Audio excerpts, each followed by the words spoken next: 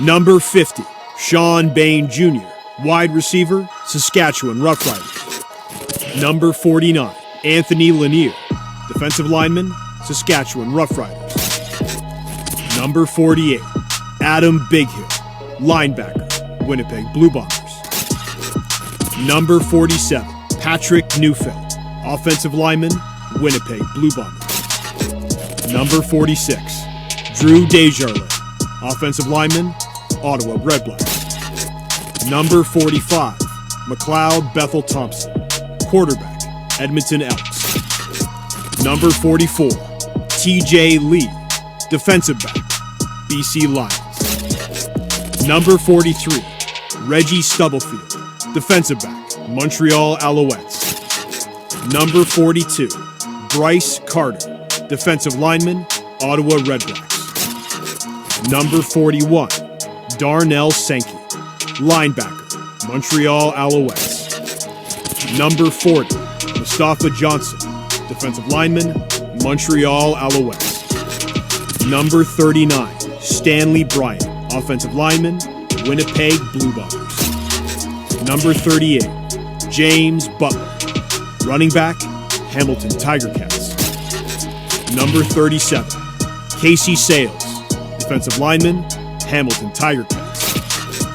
Number 36, Kevin Brown, running back, Edmonton Elks. Number 35, Jameer Thurman, linebacker, Saskatchewan Roughriders. Number 34, Dietrich Nichols, defensive back, Winnipeg Blue Bombers.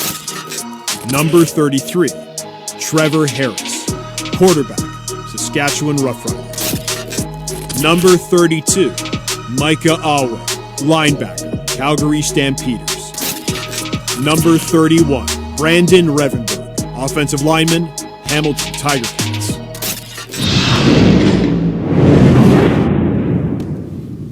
So that's the first 20 of the 50, actually the last 20 of the 50. 50 counted down to 31. And already some names that are noticeable by who are there and who aren't there. What stood out to you, Chaz? Yeah, for me, it's the quarterback. Macbeth was at 45. If you look at the importance on a team or importance of a player and how he impacts a team, it's the quarterback. That's the guy. And Macbeth, they did everything they could at Evans to get him there, basically coached him out of retirement. Quarterbacks, to me, if you're a starting quarterback in this league and you're a guy that is a definitive starting quarterback, you got to be in the top 15 or top 10, in my opinion. Macbeth should be way higher. He's a top 10 guy. Well, for me, I want to talk about two cats who aren't on here. Maybe I'm giving it away because they're not on, higher on the list. But Sean Lemon, who changed the fortune of the Montreal Alouettes once he stepped on the field. In their first 5 games, they were on pace for 28 sacks. They finished with 41. He had 9 of them. And also, this man here, Trey Ford. He's not a top 10 player. Yes, he's not a top 20, not top 30, maybe not even top 40. But not being in the top 50 at all in the CFL, that's crazy. Yes, I know he's not a starting quarterback and he shouldn't be right now, but he's the most exciting player in this league. And the fact that he is not in the top 50, that's disturbing to me. We hear a lot about how, the decline can come quickly for running backs. You've got a player, Kadeem Carey, number 3 on the list last year. Yeah. William Stanback, number 14. Now, neither of these guys are done, but neither of them are on this list. You look at a couple of running backs that are. Kevin Brown of the Edmonton Elks, James Butler of the Hamilton Tiger Cats. One of the things I like to do when I vote for this, I try to look at things that guys do really exceptionally well. James Butler gives you those tough yards. He also had 527 yards receiving out of the backfield, which is a huge element for a running back. You look at Kevin Brown, had the highest yards per carry average of all running backs in the CFL last year, 45 carries of 10 yards or longer. So he's got that lightning gear. That's why both those guys were on my list, and good to see them on the top 50. And a point about what you say, McLeod Bethel Thompson, if he should rank higher and gets a lot of playing time this year, that impacts the playing time, of course, of Trey Ford. And for Sean Lemon, you had made it clear the suspension right now, and that he is appealing, created a lot of uncertainty about him, but that wasn't supposed to affect the vote. The rules are just who are the best players in the league. We do not factor in suspension. Okay, so that's 50 to 31.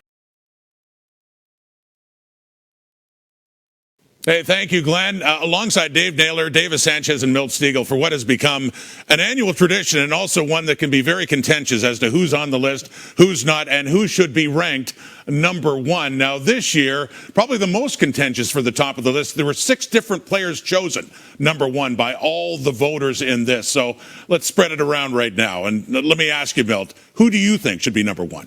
Well, it's not a quarterback for me.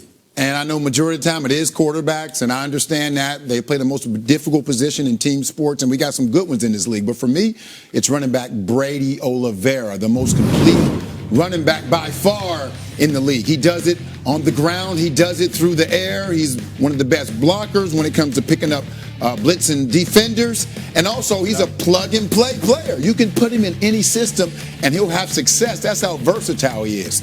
Yes, I understand quarterbacks is tough, and we got a couple of good ones. But for me, it's Brady Oliveira because he's the most complete player in this league. Yeah, the fact that, Rod mentioned that 6 guys got first-place votes tells me there's a lot of people that look at this vote in different ways, and that's okay. But for me, it's a no-brainer. The top 3 quarterbacks in this league right now should go 1, 2, 3. And when you look at, I think this vote is most outstanding. When you're the top player in the league, you got to be most outstanding and the most valuable. And Vernon Adams, to me, is the most outstanding. He's the most valuable. No, I love Brady O. You're right. He's the best back in the league. No question about it. He does everything, blocks, runs, good hands out of the backfield. What would the BC Lions be without Vernon Adams? And they might not make the playoffs. If Brady O wasn't in Winnipeg, I still think the team they're not as good, but they're still a formidable bunch. For that reason, I'm going with the quarterback VA. I voted for Brady Oliveira as well. When you watch the Bombers last year, when he was rolling, they're going to win. I mean, he was one of those guys you just had to shut down. When he's breaking off 6 yards on first down, getting into open field sometimes, 20, 25-yard runs, we saw that all season. You're not going to beat Winnipeg when he's on that kind of roll. Now, back to the quarterback. Here's what I'm curious about in this league. We know last year Chad Kelly won the MOP, but how did the playoffs play into this? Bad playoff game for him. Zach Collaros gets his team back to the Grey Cup. VA plays pretty well. We get to factor that in, which is different than the regular season voting. And we're not factoring in the fact that Chad Kelly is suspended, but still, I wonder if that will be reflected in the vote as it would be for Sean Lemon as well. But you mentioned Zach Collaros. He was number one the previous 2 years. No one's ever been number one, Glenn, 3 years in a row. Going to find out tonight when we reveal the top 50 CFL players. Running back and return specialist, Edmonton Elks. Number 29, Demario Houston, defensive back, Calgary Stampeders. Number 28, Alexander Hollins, wide receiver, BC Lions. Number 27, Nick Dembski, wide receiver, Winnipeg Blue Bombers. Number 26, Jamal Peters, defensive back, Hamilton Tiger Cats. Number 25, Cameron Judge, linebacker, Calgary Stampeders. Number 24, Reggie Begelton, wide receiver, Calgary Stampeders. Number 23, Ryan Hunter, offensive lineman, Toronto Argonauts. Number 22, Tyrese Beverette, linebacker, Montreal Alouettes. Number 21, Jamarcus Hardrick, offensive lineman, Saskatchewan Roughriders. Number 20, Mike Rose, defensive lineman, Calgary Stampeders. Number 19, Cody Fajardo, quarterback, Montreal Alouettes. Number 18, Gary Peters, defensive back, BC Lions. Number 17, Jake Serezny, defensive lineman, Toronto Argonauts.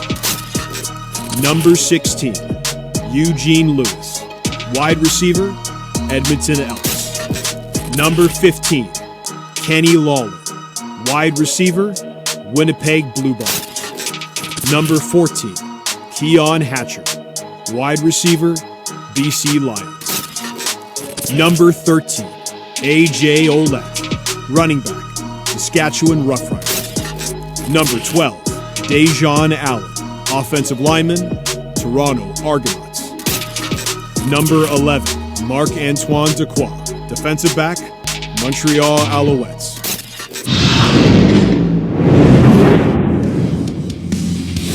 So here is the position breakdown so far. 9 receivers leading the way along with linebackers, followed by defensive linemen, 8 of those, O-linemen 7, QBs 6, DBs 6, and then running backs at 5. So let's start right at the top of that list. Not only receivers, Dave Naylor, but big play receivers on that list. Yeah, I always find receivers the hardest position to trim down and all this because there's so many great players at that in the Canadian Football League. Yeah, I love that 14-15 where you've got 15-6 where you've got Hollins, Lawler, and Geno Lewis. And that's what stands out about it. These are big play guys. And we saw what Hollins could do with his average more than 10 yards per catch. One of the things about Kenny Lawler and Geno Lewis and these guys each only played a dozen games last year. Sometimes it's hard to get into that top 20 when you don't have a full season resume from the year before. But I'll tell you, here's how productive those 2 receivers were at big plays. They had combined 98 catches last year. About 20% of the catches they had all season were for 30 yards or more. Wow. Incredibly productive, big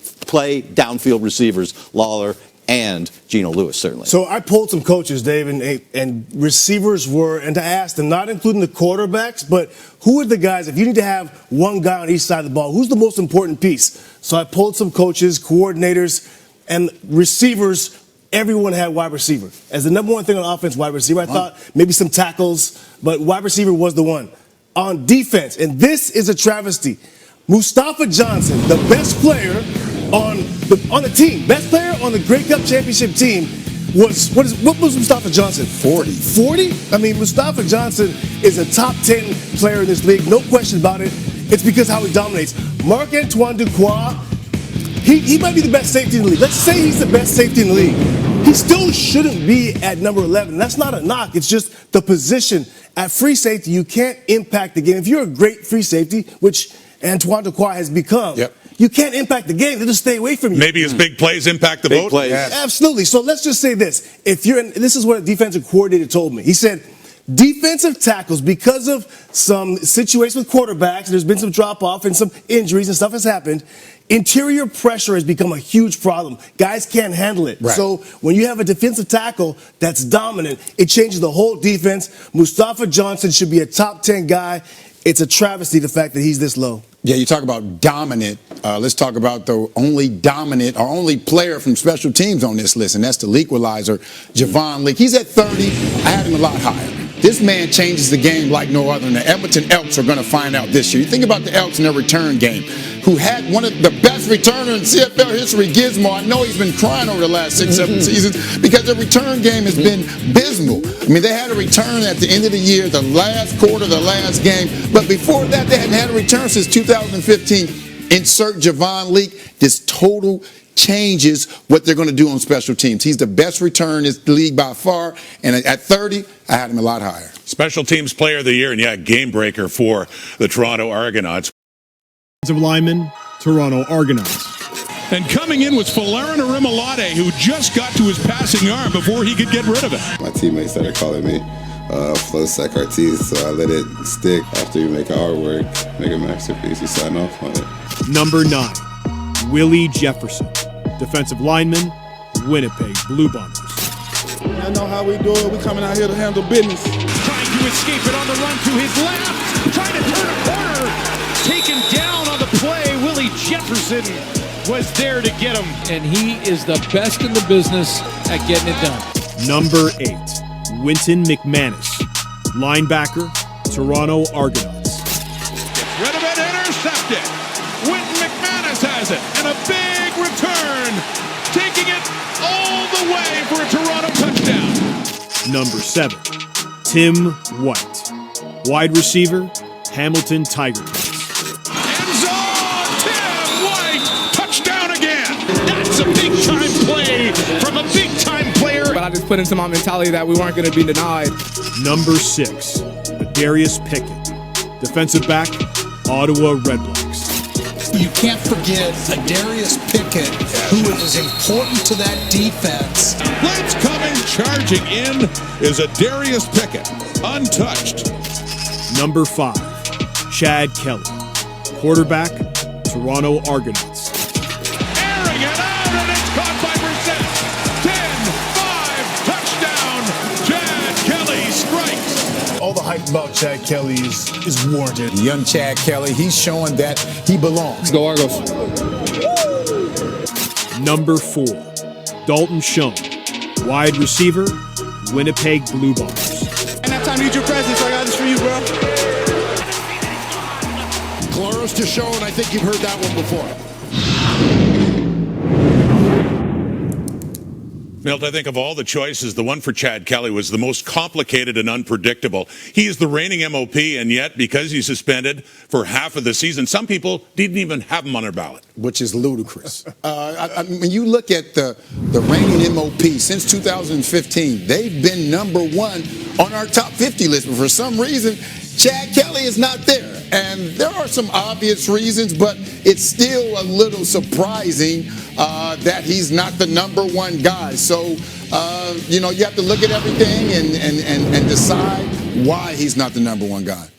VA, Zach, and Chad Kelly have to go 1, 2, 3. I would say this, and I don't want to, it's not about money, but GMs pay contracts for a reason, and they pay guys a certain amount for a reason.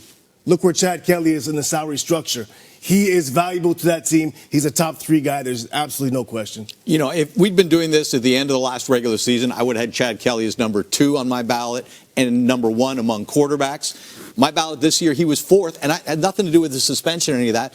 It's the Eastern Final. Right. I mean, that was such an important game. Wow. And the variance between what we saw him do in the regular season and the way he performed in that Eastern Final, that moves him down a little bit in my book. You mentioned Fajardo earlier, too. You mentioned Fajardo's the opposite, right? Yeah. If we did this at the end of the regular season, where's Cody Fajardo versus Chad Kelly? One moves up, one moves down. Yeah. One game.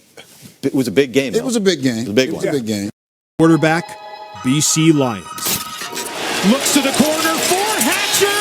Yes, touchdown Lions. This is a different Vernon Adams, and because of that, these BC Lions are a different team.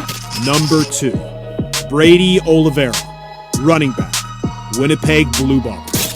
Brady Oliveira, huge hole. Oliveira down to the 5. Why not? Welcome back to the Brady Oliveira Show. Game time, baby. Game time, baby. Let's go. Number 1, Zach Collaros, quarterback, Winnipeg Blue Bombers. He's a student of the game, and he's just a winner. Wolotarski in the end zone. Defender falls. Touchdown. Zach Collaros does it again.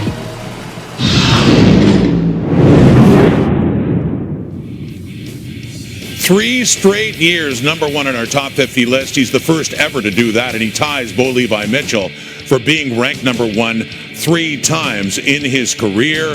And here he is now with teammate Brady Oliveira and John Liu. Well, Zach, familiar territory for you. Brady, you rocketed up the leaderboard 46 places to number 2. Let's start with you, Zach. 3rd straight year that you've been voted number 1 in TSN's top 50. How does this honor sit with you? I mean, it's an honor. It's a league full of great players, obviously, but anytime you get an honor like this, it's about the people around you. The guy to my right, obviously, our offensive line, our receivers. Everybody being on the same page and having the same goal week in and week out. So it's a testament to all those guys and the time that we all put in as a unit. And Brady, for yourself, you're a runner-up as MOP, but top Canadian last year. How much did last season sort of set the table for this year and each subsequent year of your career now that you've set such a high bar? Yeah, I mean, product of my environment, the guys around me, the coaches every single week, setting up a great game plan to allow us to go out there and play fast and execute at a high level. So definitely set a high level, got lots of the same guys back. So, we're just looking forward to another season. I know that you guys would trade all your individual accolades for another championship ring. So with all the changes at the various positions of the Bombers this season, what's your early read on the team, Brady? You want to start? Yeah, obviously, every year is going to be a new year, especially in this league. Lots of turnaround, but lots of continuity still within this locker room, and guys that are hungry obviously want to finish it off the right way this year. So yeah, we're going to take it week by week, come in and like I said, taking the game plan, execute at a high level, and just take this thing week by week. Yeah, like Brady said, it's about the people in that locker room, and the culture that we've established here, and that we need to continue to grow. Whether that's in the meeting rooms, on the field, all those things. So we just need to continue to, learn the game together and get better every day. A distinction, too, for Brady Oliveira as a Canadian, ranking number 2 It's only happened one other time. John Cornish, who's just a great career running back with the Calgary Stampeders, ranking number 2 on the list in 2015. So there you go. The top 3, I think many or most of us anyway, had these 3 at the top. Milt, how did this go with what you were thinking? I actually have Brady number 1, but more so than that, I want to look at one individual on there, Vernon Adams. Yeah. And I'm pointing out Vernon Adams because this time next year, if Vernon Adams is not number 1, he should be disappointed. Not in the top 10, not in the top 5, not number 2, but number 1. He has everything in place for him to be the man this year, to take over this league and say, I'm the best player in this league. He has all the tools. We've seen all that. Yeah, we've seen him lead the league in passing yards, but he needs to be a complete player, and I think that happens this year, and I think this time next year, Vernon Adams will be number 1 on this list. Milt, I also had Brady Oliveira number 1 on my list. Look, 2,000 yards is a big, big number. He had 1,500 and some rushing, 400 and some receiving. We saw him being the player who could set the tone for them early in games. He was the finisher. He got to the end zone, both catching the ball and running it. I said this a lot last season. Brady Oliveira did his job better than anybody in the Canadian Football League did their job last season. He was my number 1. I'm glad to see him back in Winnipeg. You know, don't mess with success. So often we see guys, trying to chase a little extra money, go somewhere else. It's just not the same. I think it's great for him and the Bombers that he's back there. I know we don't have much time. I'm going to ask one question. Top 50 players, you guys look at most valuable player or the most outstanding when you look at the top players? Outstanding. You? Outstanding. Okay, so Brady Oliveira, you guys both think is the most outstanding player in this league? Yes. Yes. Fair enough. Well, I'll tell you what, every year there are questions about who we have in the top 50. Some prove us right, some prove us wrong. Ultimately, they all prove it on the field. Looking forward to the start of a new season. Thanks for watching the Top 50 Show on TSN.